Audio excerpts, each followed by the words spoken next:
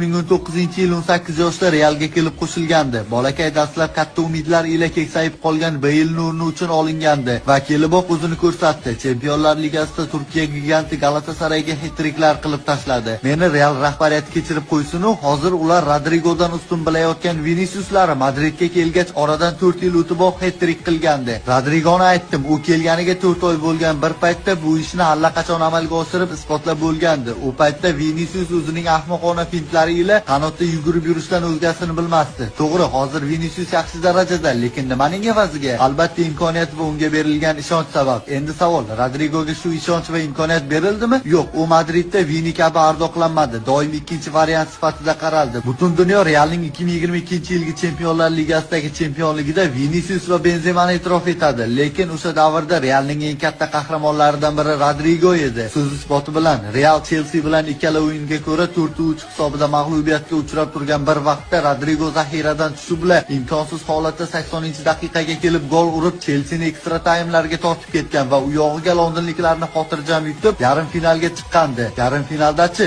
yana o'sha ahvol. Real yakunda umumiy hisob bo'yicha 5-3 hisobida mag'lub bo'lib turgan holida umidsizlik ila Ancelotti Manchester Cityga qarshi Rodrigoni tashladi. Lekin qandaydir 2 daqiqa ichida 2 ta gol urib butun Madridni o'sha umidsizlik qa'ridan yuksaklikka parvoz qildirgan kim edi? Aynan Rodrigo edi.